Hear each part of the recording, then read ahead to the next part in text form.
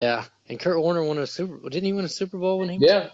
when And, he was like it's 44? just different with quarterbacks. They don't get hit as much. They don't get beat up as much. And, it's just, I don't know, it's different with them. You're not going to see a running back ever play this long. Right. That's never going to happen. 31, 32 is probably the limit almost. Adrian Peterson's a special player. Mm-hmm. That he's And still playing right now. It's amazing. even like Marshawn Lynch, he retired, Yeah. and he's like, I don't even know if he's 30. But I mean, obviously he took a beating. I mean, he delivered some beatings, but he took some beatings too. And then you got guys who are just, I don't even know how in the world James Harrison's still playing.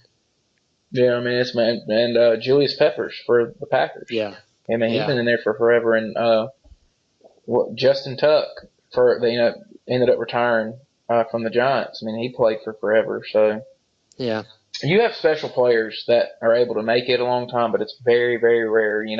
I think I saw the average life of an NFL player is 4 years in the league. So I mean, yeah. that shows you got guys that play 1 or 2 years, then you got some guys that play 5 or 6. But it averages out to 4 years, and that's amazing.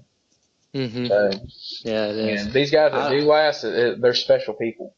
Yeah, I don't want to spend too long talking about football. Obviously, we'll probably talk majority football next week, but I do want to talk to you about the other sad part of both of our weekends this past weekend. I know all of our Auburn listeners are probably excited, as I would have been if Alabama would have beaten Auburn in basketball.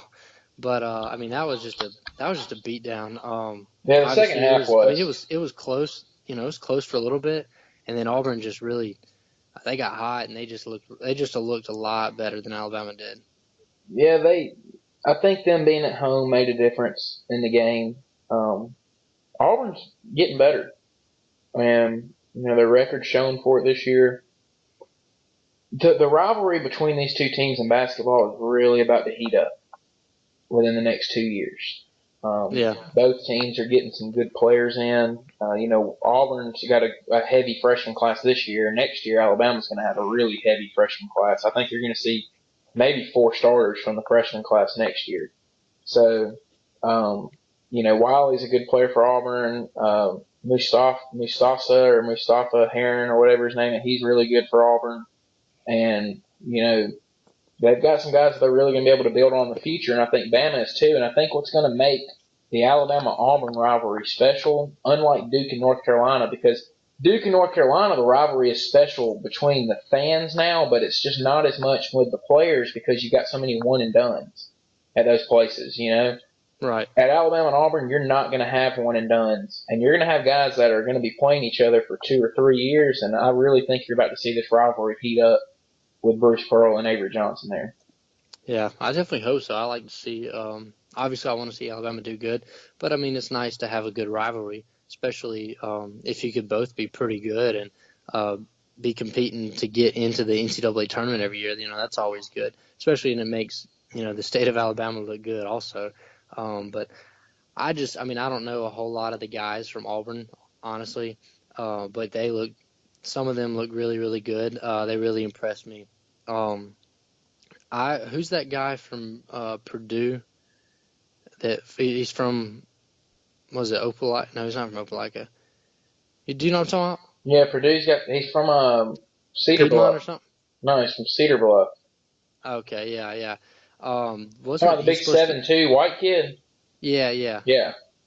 Wasn't Auburn trying to get him, or Well, was he? yeah, Auburn was trying to get him. His dad played at Alabama, but Yeah, that's what I thought. apparently It his was dad doesn't have much to do. Like he's not in his life really, and his mom pretty much steered him away from Alabama. right. So he ended up going up to Purdue, but he's a good Yeah, player. He that would have been nice. That would have been nice to keep him in the state. Obviously, I'd rather have him yeah. in Alabama, but I mean, I feel like in the next few years we're gonna have several big name guys, both Alabama and Auburn, gonna have big name guys No, coming through, definitely. and it's gonna get Bama's pulling in Colin Sexton this coming year is the number 2 shooting guard in the country, number 7 player in the country. And then they also got John Petty coming in, who's another 5 star. And then Auburn's pulling in 5 stars and 4 stars. And both teams are going to have good players. And like I said earlier, they're going to be there for a while. And so it's going to be some good games here in the future. I'm looking forward to it. This rivalry is really about to heat up. I think you're going to see both teams ranked when they play each other within the next Yeah, 2 years. yeah. Did you catch that Duke North Carolina State game last night? Yeah, I did. What did you think You about got that to one? credit North Carolina State and Mark Godfrey's team. They went into Duke. It's hard, sometimes it becomes mental when you haven't won at a place in 22 years. And so they went in there and they played hard. Duke right now isn't playing good. Coach K has been out for, I think, 3 weeks now, and they have not played very well over that span. And they've also had to deal with the Grayson Allen crap that's been going on. And they've got a lot of outside stuff that's happening with them. But I still think Duke's a team that, uh, might be a team that can make it into the Final Four because, basketball's about getting hot at the right time. And you could see Duke get hot at the right time and, make a run in the tournament. They're definitely talented enough to do it. Yeah, I think definitely, especially when they get Coach K back. Obviously, um, he's made a big difference in that team, obviously. But I didn't watch it. From what I heard about last night, I heard NC State played really well. And I just think I saw the deal with Grayson Allen walking Yeah, that wasn't through even the his huddle. fault. Do what? I didn't think that was his fault. I thought that the guy for NC State kind of walked up and held him up. I didn't think he did anything wrong. Yeah, I mean, I kind of thought that he intentionally walked over there just kind of be a jerk about it. But I mean, technically, I don't guess he did anything wrong. It shouldn't have turned out to be anything, honestly. I, but given the recent um, Yeah, he's got a the recent microscope things on of him. Grayson Allen, I feel like everybody, that's the first thing people think of. Yeah. Oh, Grayson Allen started it because he's been doing this stuff all year, No, pretty it's much. his fault that, all the attention he's getting is his fault. Yeah, He's brought it upon himself. And, he has nobody to blame but him. But I thought that they made way too big of a deal about it last night. It's getting to a point now where ESPN's just trying to find something to talk about with him. yeah, And kind of make news. I didn't think that was much. I thought it was, the NC State guy more than anything trying to provoke Grayson Allen to do something. yeah. So, I mean, it might have been. Like I I, said, I didn't watch it in real time. I just saw the yeah, videos on Twitter and stuff. But I'll tell you what was um, a good game last night was women's basketball. South Carolina and Mississippi State. Both of them were the only two undefeated teams left in conference play. Mississippi State's ranked fourth, South Carolina's ranked fifth, and it was a good game last night between those two. I don't sit down and watch women's basketball much, but it was probably the best SEC game of the year, men's or women's. really, No, yeah, I mean it was two really good teams playing. South Carolina played UConn earlier this year and hung with them for a while. UConn's just a different level. I'd like to see them play some women's NBA teams, but uh, they're two really good teams. But people don't pay attention to it much, but I've kind of looked at it a little bit. SEC women's basketball is on the rise. I mean, it really, we talk about men's and how it's starting to get better now that, it's going through a little slump, but the women's is too. The women's starting to get better. They've got some teams ranked in the top 10 and, that are really good teams. So, but that was a really good game last night also was those two teams. yeah. I don't really keep. I didn't even know they were playing last night, to be honest with you. I didn't either. I just kind of flipped over and watched it, but it was a good game. Yeah. But other news, we had the Major League Baseball Hall of Fame inductees Yeah, were yeah. what was it, Thursday, Friday? Thursday. Thursday, something like that. Anyway, Ivan Pudge Rodriguez, Tim Raines, and Jeff Bagwell all got inducted to the Hall of Fame. Yeah, let me ask you, did you think Ivan Rodriguez should have made it first ballot? See, personally, I think the whole, the first ballot thing, people, like when people use the term first ballot, it's almost like they're implying that just because it's someone's first time, they shouldn't make it as, and they use it as like like an initiation thing, like, oh, you're not good enough to be first ballot. Well, I mean, in my opinion, it has nothing to do with how good of a player. Obviously, Yeah, I don't really get that. If you're good enough to make it the fifth year you're on the ballot, then how are you not good enough to make it the first year well, you're the on the the ballot? thing about I really thought about that. I was like, why do people keep making a big deal about being first ballot? I mean, And then I started thinking, it's because that just goes to show how many people that voted, how many of those people thought that yes, you deserve to be in, because you only get 10 votes per voter. And so that means that everybody on that list, just because they didn't vote for you, doesn't mean they don't think you're a Hall of Famer. It just means that you just weren't in their top 10. And so I guess if you're a first ballot or second ballot or whatever, that means that there's a lot of people on there who thought you were in the top 10 on that ballot, which, I mean, it is a big deal, but No, it's a big deal because when when you say you can only vote for 10 people, there's 34 people on the ballot. right. So you're one of 10 out of 34 that got voted in. So I mean that is a big deal. Yeah. I mean, it definitely is a big deal. I just think that people use it as a term as like, oh, he should wait his turn or something.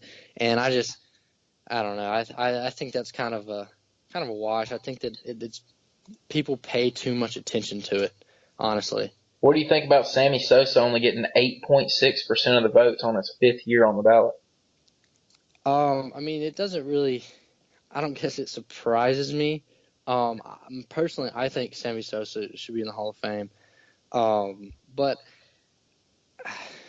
I don't know. I mean, I know a lot of people have these thoughts about Sammy Sosa, and to me, it's not so much Sammy Sosa. I really feel like Vladimir Guerrero should have definitely been in. I feel like Edgar Martinez should definitely get in. Roger Clemens, Barry Bonds, Kurt Schilling is a Hall of Famer to me. Kurt Schilling's pretty much tweeted his way out of getting in the Hall of Fame, which is stupid. So that has nothing to do with his baseball playing ability. Right.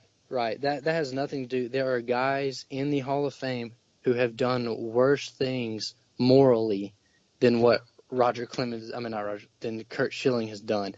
There are literal. Ty Cobb literally killed a guy. Like he said in 1912, he told a reporter that he killed a guy in Detroit, and they still voted him in the Hall of Fame. So, I mean, there are people who have done worse than what Kurt Schilling has done.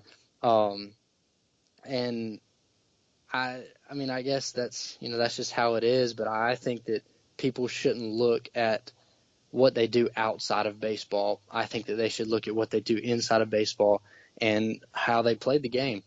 And Kurt Schilling, to me, played it like a Hall of Famer.